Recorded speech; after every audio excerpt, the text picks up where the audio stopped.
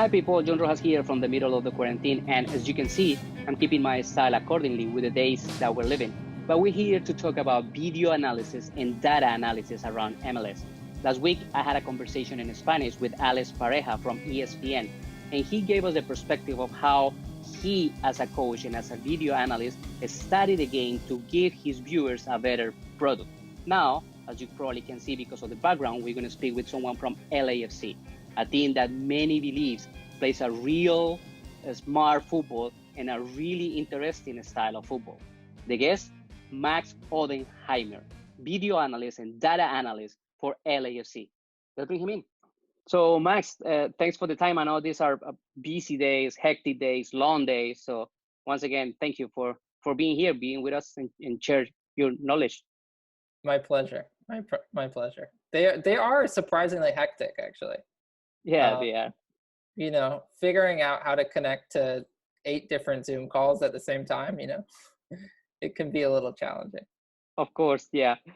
So let's start a little bit with your background, your story, your love for the game, your connection with LAFC. How do you arrive to LAFC? Your academic background, all that stuff. That is interesting to hear too.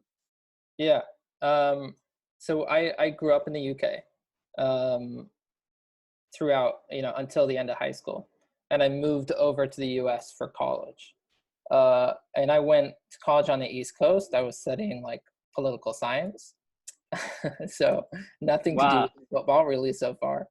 And then after college, during and after college, I got really into the analytics movement for, basketball and baseball and all the interesting stuff that people were doing in that space. And around like 2011, 2012, there was a website online, StatsBomb, that started coming out with all sorts of interesting stuff for soccer. And at that point, it was like 2 or 3 guys. Ted Knutson and Colin Trainer were writing, they were basically applying what people had done in baseball and basketball to soccer. And I thought it was really interesting. And it was kind of like an entry point where at that stage, the movement was still young enough that I could still manage to contribute here and there. And so I started writing articles. And in order to write articles, I kind of had to figure out how to, manipulate data, but not just to manipulate data, but also to like get the data. So I had to basically, I learned how to code in Python in order to scrape the data that I needed from websites online, and then to code in R in order to analyze it. And so over the course of a year or so, I kind of became literate in those coding languages. But really everything was just because I wanted to, answer these questions that I had about soccer. Right. And that, stuff that I thought that someone with like an analytics way of looking at things could answer. Yeah. And then how the connection was made with LAFC and how you became part of the group. Right. Sorry. So I was writing articles, published a bunch of articles online. Then I jumped to Fox Soccer, and eventually made my way there to become a writer for the studio shows. So I'd write like the pregame, halftime, postgame shows, right, and include all sorts of stats in them. And then I was working with one of our talent, Alexi Lawless, who I asked to connect me with John Thorrington once I heard that there was going to be a new MLS club in Los Angeles, where I was at the time. And the rest is history. I went into the LAFC quarters at that time, which were, very there was some office space. There was like maybe 30 or 40 people working on branding and marketing and all that kind of stuff at the time. And I had a really good conversation with John. And then 6 months later, they were looking for someone, as they built the team, someone with my skill set, and he reached back out to me. And so, I joined around April 2017, and I've been with the club since then. Right. So basically, you had a lot of background with data, Yeah. and you had some background with TV, and of course the soccer background, and you put all together, and that's the way that you contribute to the whole team. Exactly. And yeah, I'd say I came in with the uh, understanding that I knew, something about data, and I thought I knew quite a bit about soccer. And then as time has gone on at LAFC, I've realized that there's more and more that I don't know, and less that I do know as I spend more time with guys from our coaching staff and guys from our front office. Yeah. Yeah, there's always learning on this. So Absolutely. I don't think that you're gonna find someone in this field that will say, I already know what I needed. There's always learning on the road. Absolutely. And I understand that you learn or speak some Spanish too, or is just a little bit of it? Very small amount. Okay. Not as much as would be needed to communicate over a Zoom call. But you can handle the players. You can, your concept, you can translate it to them, and they can get your point across. Yeah, I mean, most of them are thankfully very good with English. Yeah, I know. Yeah, getting your point across with them is pretty easy. I haven't had to dip into the Spanish too much. Okay. Well, now let's go with the structure a little bit of the group. So you're working with the data, but you're doing some video analysis too. Carlo, right? Carlo Valladares is the other video analyst. And you guys work together with Will, right? Will Kuntz. And that's basically like the team, or you have more people that work in the analysts and of the club? Yeah, it's an interesting structure. It's a very we have a very like what I call it, like we have quite a thin staff. We're lean, and so I think what happens a lot is that a lot of guys end up wearing different hats. And so yeah, although I'm primarily involved with data, I will do a good deal of stuff with video, working with Carlo, and then Will is the guy who kind of ties everything together. But the other thing I'd say is that we're a super inclusive organization. So we both Carlo and I spend a lot of time with the coaches. And so maybe it works differently in other places, but with us, we spend 3 to 4 hours every morning with the coaches room, taking part in the discussion, hearing, and listening. Right. Listening and that's first thing in the morning, right? I mean, you guys get together, like, settle, and then got the meeting before the training. Get in at 7 a.m. Training's at 10:15. So yeah, the 3 hours before training, we'll all be together discussing whatever it is, whatever the seminar for the day is. Right. Yeah, the topics of the day and any conclusions that you got from the day before and stuff like that. Yeah, and that may be about training. That may be about match planning. That may be about transfer strategy, players, ways of improving our processes. I think like that's a lot of the stuff that we've done over this period. Right. Obviously, it's like the these big long-term projects that you had planned on doing for a long time and hadn't gotten to until you were stuck in a situation where you didn't have a match every week. Right. Be careful what you wish. You're wishing for time, now you have it in your hands. Exactly. All right. So, and let's talk a little bit of the data. I mean, because that's a big chunk of what you do. Yeah. What dictates what? Is the data sometimes dictating the video? Is the video calling for the data to reinforce the idea? How do you guys, converge both things? Yeah, so it works in any way. I mean, at the end of the day, my job isn't to be the data guy, and Carlo's job isn't to be the video guy. It's what can we do to make LAFC in whatever capacity function the best. So for me, can I use data to influence how we go about scouting? Can we be better? Can I use it to bring players that otherwise wouldn't be in our scouting funnel into the picture? And so, yeah, it's more about focusing on what the club needs and how in any way we can interact with that than any kind of like specific one way or the other way. I would say that the data on Carlo's side, the video analyst side, is very useful for him in being able to pull up and quickly clip, instances from our matches, be that, phases of play. Like we have a algorithm that identifies transition using it, like a transition phase of the game using data. Right. And so what you either can way, do Carl, with Max, either way, yeah, either attacking, transition, attacking, defensive defense, attacking, either way, is different algorithm, I guess, for each phase.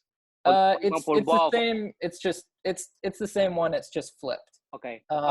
It uses speed of attack, directness of attack to basically as a proxy to infer that you have superiority in terms of numbers, space, time, whatever it is.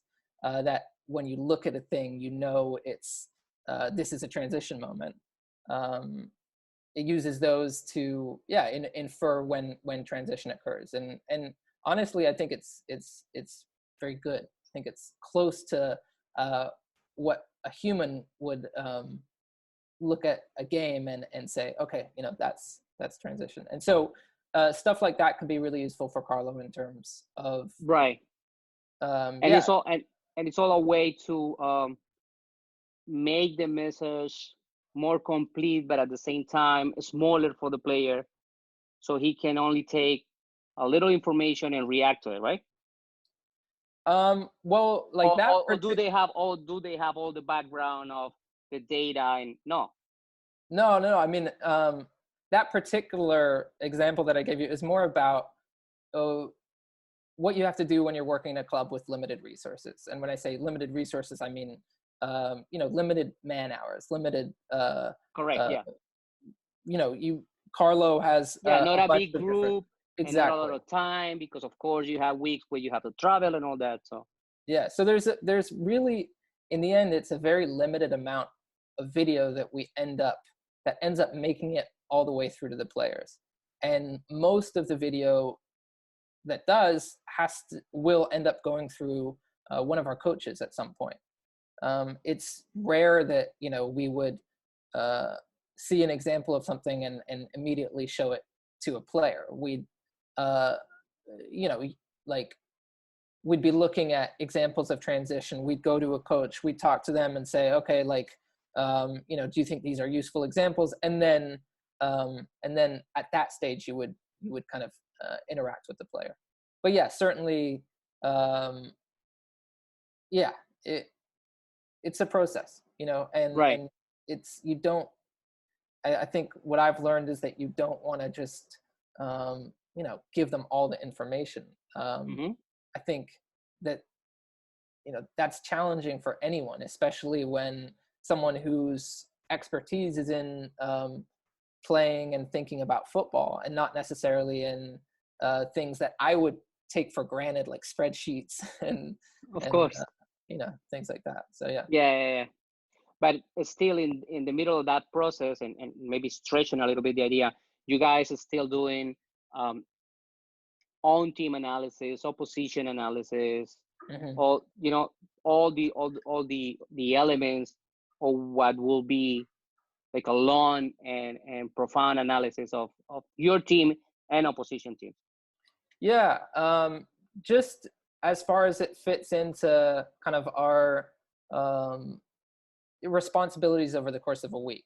So you've got, like, thinking about it just in terms of like match day to match day.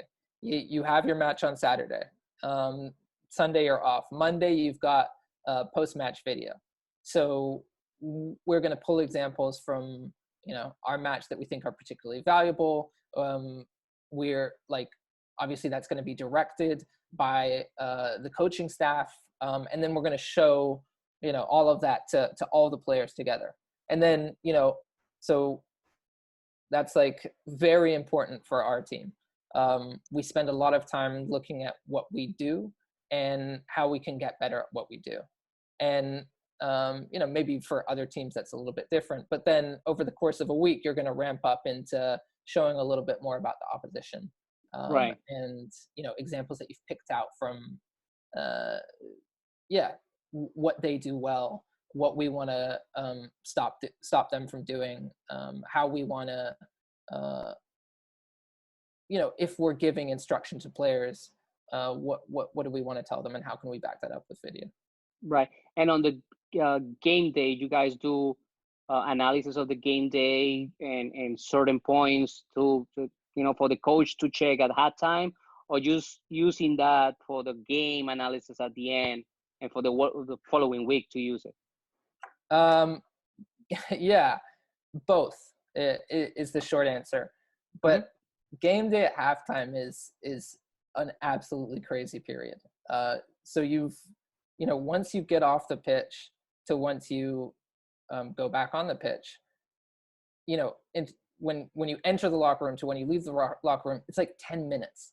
And there is 100 things that everyone wants to say. Right. So the idea of having lots of time to, take your clips down to the coaching staff and go through all of them and show them, oh, yeah, this play, I thought we did really well here. No, it doesn't work like that. It is a mad scramble. Bob usually likes to give his message within a few minutes of when we've entered the dressing room. So unless you have something that is really clear or pressing or urgent that you need to put across, it's hard to communicate longer messages. So what I focus on is usually set pieces. And maybe I'll have one or two things that I will talk to Kenny Arena, one of our assistant coaches, yeah, or directly to Bob about that I think is particularly important. And maybe he uses it, maybe he doesn't, maybe he tells one player, maybe he tells a few. But yeah, it's a really limited message. And it's also, as much as anything, a reminder to just, touch on this. Right. Now, when it comes to scouting, yes, you guys work on that, with possible signings and have whatever amount of information and resources and reports that the team uses to follow their process? Yeah, I work within the scouting group, and I think compared to other MLS teams, we may have a good amount of resources compared to the rest of the teams in big teams in global soccer. Obviously, we're a little bit more constrained. We have a couple scouts at the moment. We've got Dave Cameraman, who works with us in Los Angeles, and he's kind of like he's everywhere. He may be talking with someone about a Slovenian player one day. The next day he's talking about a Japanese player. And then we've got Victor Los Santos from Uruguay, who's very, very focused on that particular market. Yes, he does travel to big tournaments, and he watches games in Colombia, but a lot of the work that he does is very focused on Uruguay. So, sorry, we do have limited resources, and I think what we've been able to do at times with the data is make that a lot more manageable. If you think about the possible players that we would be interested in world soccer, we're talking about an overall pool of hundreds of thousands of guys, and guys who might fit in LAFC, thousands. Even though we have a very specific style of play and very specific things that we want from every position. So what we try to do with the with the data sets that we have from Opta and StatsBomb is to crunch that list of hundreds of thousands of names into a list of 10 or 20 or even smaller than that on a per position basis. And I think that it's a massive advantage for clubs to have a really good data operation, because I think it makes your scouting it can make your scouting so much more efficient and focused. Obviously there's gaps that all sorts of gaps that data can't cover, and things that it is difficult to measure. But I mean, if you're just talking about data sets that we don't have, that would be for a lot of the youth teams around the world. You can't buy data on Ecuadorian U19 games. Right. And so, yeah, you can't cover everything. You need more than ever scouts who are, able to look at the game and see, more than anything, scouts that are able to look at the game and see what LAFC is looking for. But Right. you hopefully can make it the process a little bit more efficient. But if we go by the results, I mean, if we see Diego Rossi, if you see Eduardo Tuesta, you see, many other Chiqui or Segura, I mean, the system is working. Yeah, they're very talented players. Yeah. Yeah. All right. Now that we're talking, last names around the team, how easy or difficult can be analyzing a team with players like Carlos? I mean, at what point you analyzing the team is like, all right, we go up to here. From then on, it's just whatever Carlos has, because it's on him. Yeah. I mean, he will resolve it. So yeah, he does things that we had this. We were working on this project. Me and Carlo were working together on this project, and Dave Cameraman. We're working on a project where we were looking for we were looking to build out our bank of video examples that show the characteristics that we look for and the things that we're trying to do for each position. And so you can look through players of different teams. You can look for examples of Barcelona doing something that we might like one of our players to do. You can Right. look for examples of Alcas in Ecuador doing, maybe when Chiqui played there, doing examples of things that we would want to see from a young Latin American left back. And then there's just some things that Carlos does that you almost can't put them into a video library, because they just defy, we would call them like outliers. Like they're just, you can't expect someone that you're scouting from Slovenia, from Latin America, to be able to do something like this. So there's no point in even putting it in the library. There's no matrix to put it on the video. There's no matrix. There's no way of measuring this. It's just, you got to throw your hands up sometimes and be like, can't measure that. Like the same thing that you would say in a video library, look, that you're trying to put together to link up your scouting processes with your coaching staff, with your academy. You can't put in tons of examples of Messi, because obviously we would all want we would all want players who could do the things that Lionel Messi does, but there's only one. So Carlos has a little sprinkling of that in him as well. Right. And you taking me to another question, but before that one, I want to close that idea of analyzing teams with special players, with LA Galaxy, for example, with Zlatan. I mean, does it really make sense to spend a lot of time analyzing a team that at the end of the day, you're going to put the ball right there for him to finish, and working for him? Yeah, I mean, players like that present the biggest challenges, right? Because there's only one of them. There's other players in the league that are center backs. They can kind of reference when they think about playing against, most forwards in the league. But yeah, when you come to a guy like Zlatan, there's no playbook for how to deal with that. You got to figure it out in the game or based on previous games that you've played with him. He just has capabilities that not a lot of other guys have. And I think that's the same situation that you think of when you think of how teams defend against us and how they deal with Carlos. Right. And in that sense, I mean, we couldn't watch that much of LA Galaxy because the season is just, too short.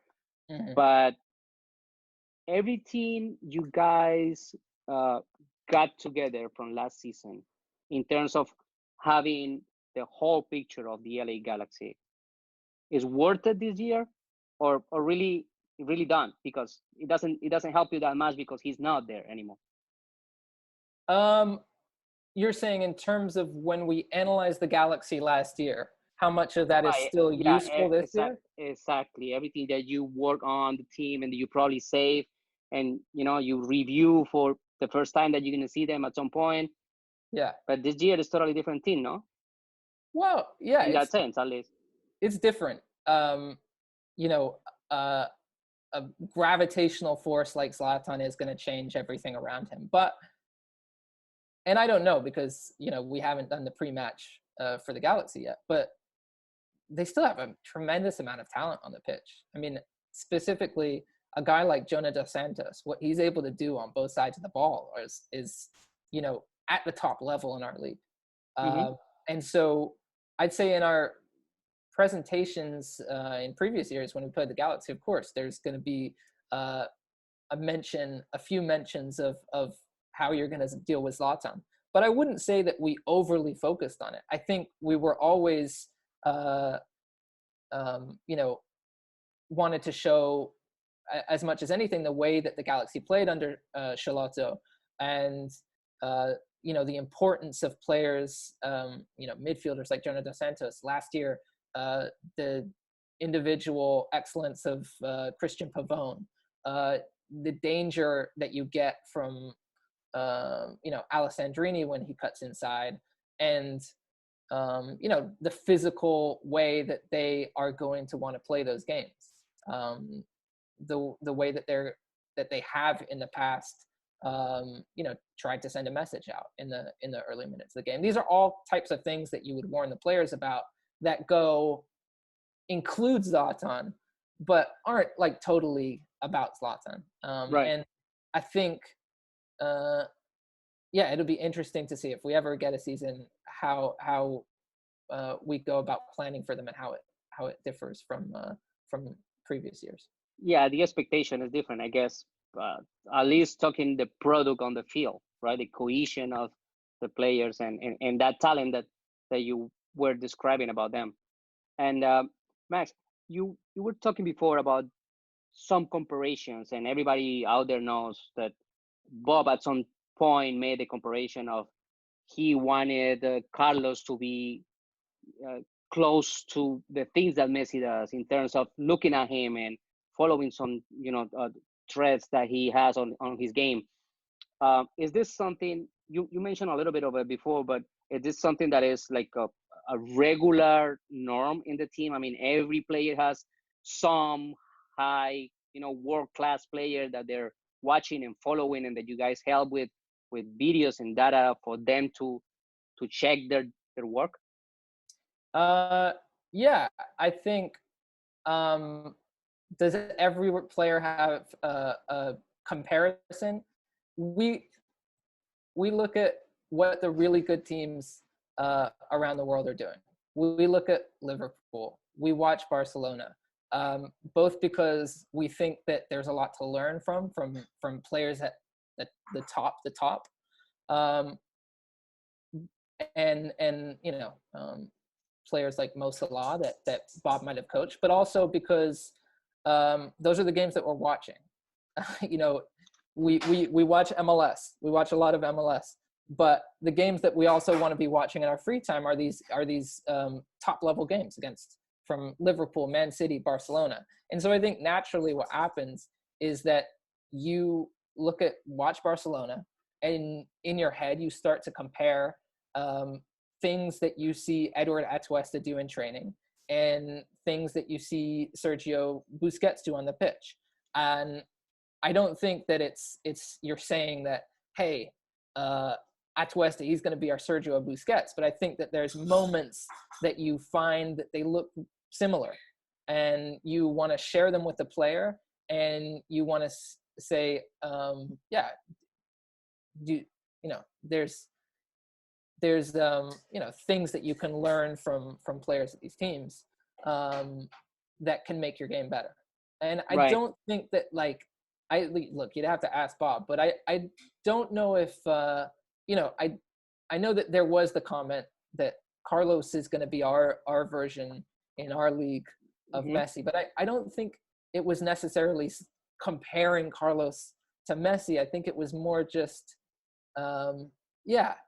we watch a lot of Barcelona, we watch a lot of Liverpool. Are there things that you can take from, since Carlos is such an excellent player already, are there things that you can take from the very, very top of what's being done in Champions League games, in La Liga games, and kind of include it into your repertoire of Right. you do on the pitch? And I guess, I mean, from both sides, the coaching side and the analysis side is a really interesting tool. I mean, to push the guys and to make them see things that they may have, and it's easy for them to acquire because, they have a great level of play. So it's just a little bit of work, and they're probably going to get a lot of stuff from their own game that they didn't the last year, or they want to introduce to their own selves or skills. Absolutely. And I think these are the levels that players aspire to get to, especially young players, right. Who are great to have around and have goals about what they want to achieve in the game. Right. Yeah. Max, 3 questions, and I'll let you go. And thanks again for the time. I know these days are very long, and we have the time difference. Good talk. Yeah. This year, LAFC started to compete on the CONCACAF Champions.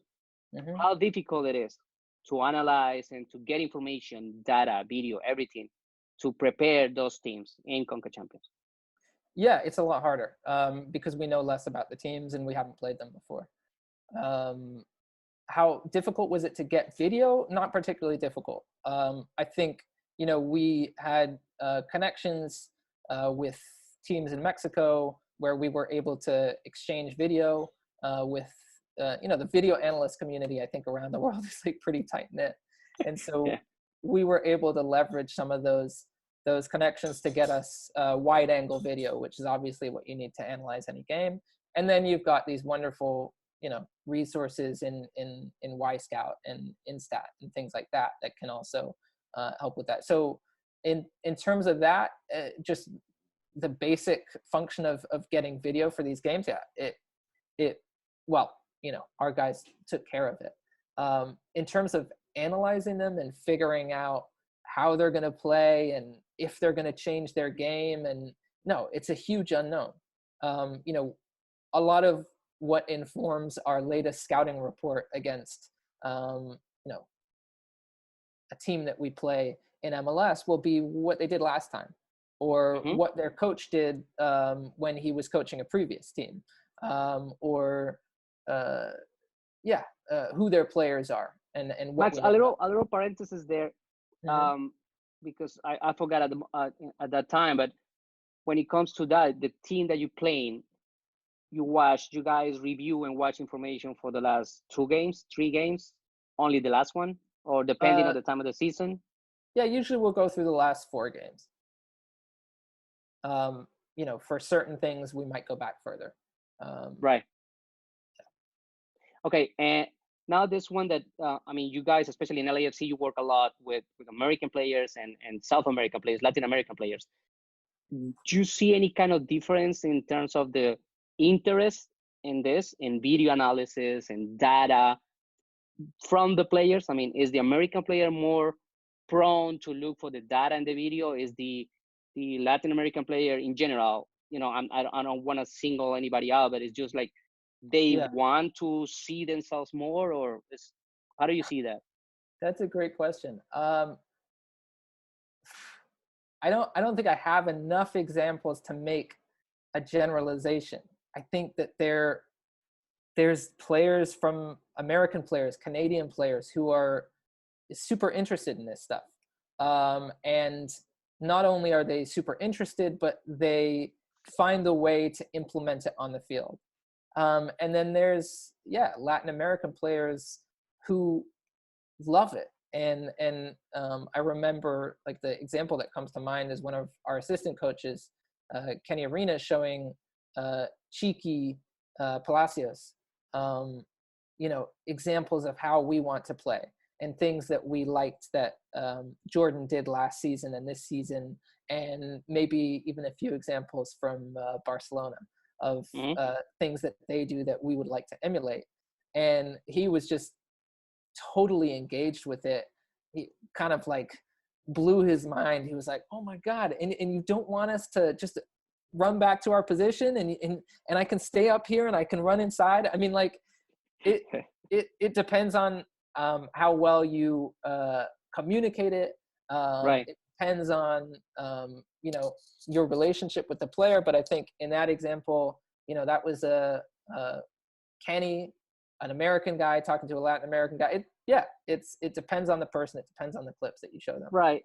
And with your guys, I mean, they're young, and probably for them everything, this kind of stuff is new because of that, because they're very young. They probably play not much games, at the highest level, so they still developing their craft, and probably these tools are very new for them too. So maybe it's another point of attraction for them.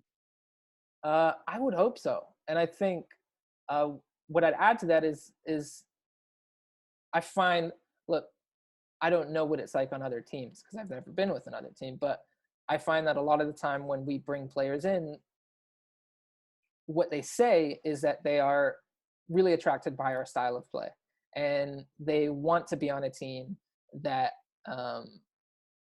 does things the way that we do, and also a team that trains the way that we train.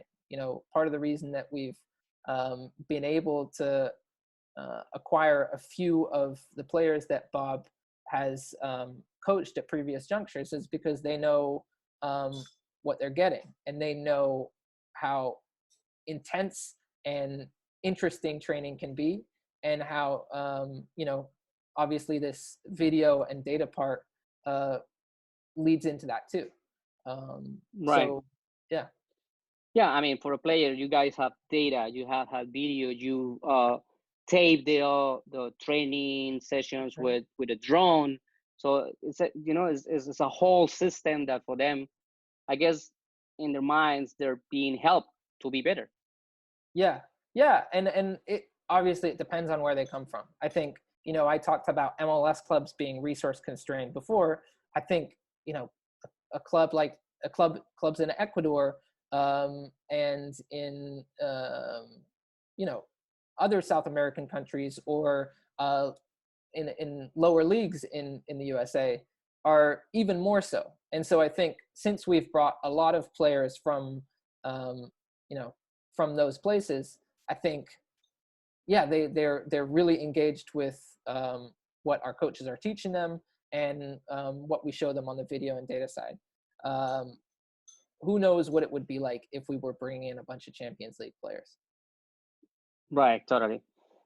Let's finish with this one. And I was trying to put you on the spot with this one. Let's see. Okay. A piece of data about MLS that you think will surprise many people. Oh, that is really putting me on the spot. That would surprise a lot of people.